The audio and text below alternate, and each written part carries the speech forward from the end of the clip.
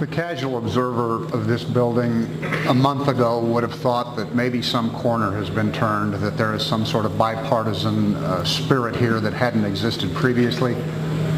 This morning, listening to your remarks on the floor and even in here, that same observer might think nothing's changed. Same agenda here, same agenda on the second floor, same tone between the two.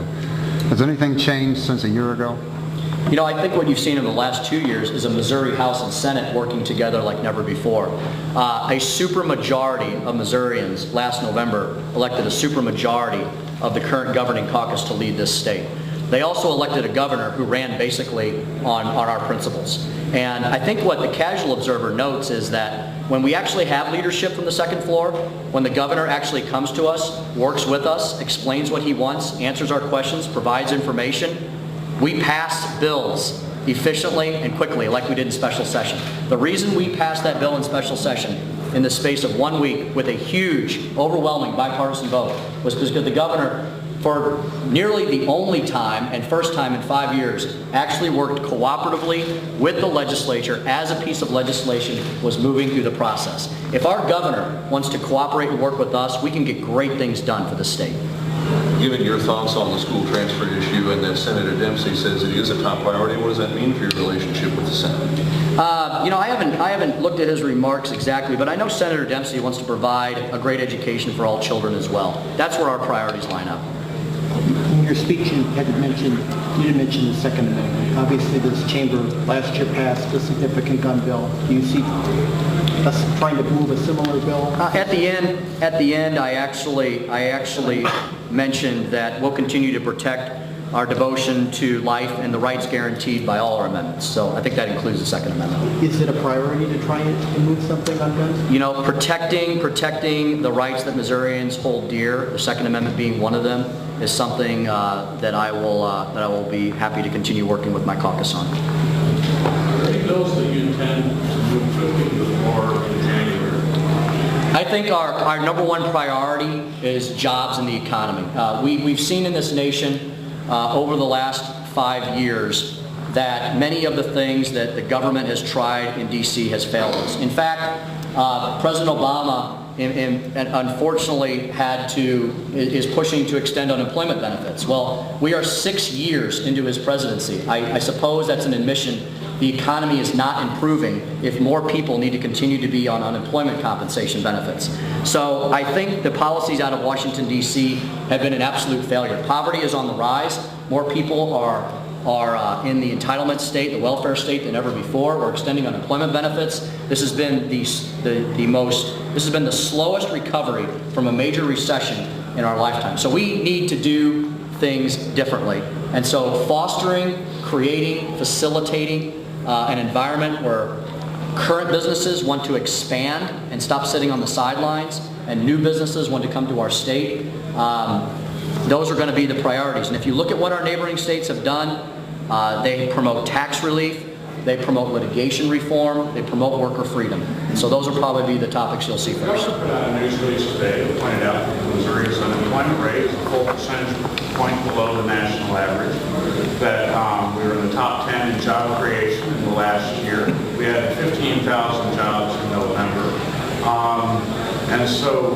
But you didn't mention anything specific. And when I asked you about what legislation you all might be pursuing in January, you're going to take the next 2 days off. So I guess there isn't any particular bill that you want to vote on in January? I'm actually not taking the next 2 days off. I'm going to be here the rest of today. I'll be here all day tomorrow. I'll be here on Monday. We'll be referring bills immediately tomorrow, which is the first time we can do that. I believe our committees will be meeting. The Missouri House members will be working very hard the next 2 weeks.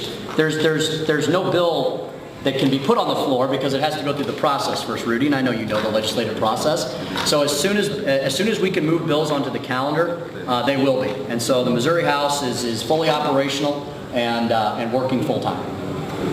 What push like to work when there's division on that issue with the business community, particularly out of St. Louis, St. Louis area, there's division on the business community. What push?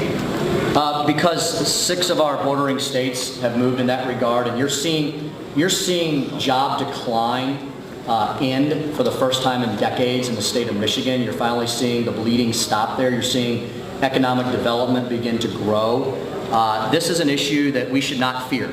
The business community needs not fear. They know in their hearts that allowing workers the freedom and choice to choose for their own whether to join an organization and where their dues go, that is something that significantly will result in economic growth for the state. So, you know, I put the politics aside. I look at the policy. I look at the changes. I look at the economic growth. Why wouldn't we want to implement one of the policies that will create the strongest economic growth for this state? There are some RCGA that say this will disrupt labor agreements with a lot of history, a lot of sweat and blood and getting them developed. But this can disrupt labor relations with business, for some businesses in one single city. I focus on what Missourians want. And Missourians have told me for the last 7+ years that I've been in this legislature that that would be the single greatest change we can make in our state to foster the most economic growth. These are Missourians who run their businesses. These are Missourians who have seen manufacturing leave from their districts. You know, if it was so wonderful to be a closed union shop state without worker freedom, then we wouldn't have lost all the manufacturing jobs we have over the last few decades. Chrysler would still be here in Fenton. Ford would still be here in Hazelwood, and numerous other manufacturers would not have left this state for the South and the West. Final question. If right to work is so important, with fewer than 10% of Missouri workers unionized, what businesses are you talking about that are telling you that they would benefit from right to work that are already unionized now? Can you name a few? You know, I've talked to governors in other states that have high economic growth, and they tell me the checklist is your tax policy, your labor policy, your litigation policy.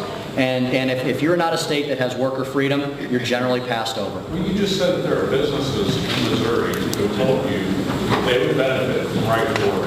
So can you name any unionized businesses that have brought this issue to you so that we can talk to them and understand what their issue is? These businesses would rather I not disclose them for fear of retribution. So.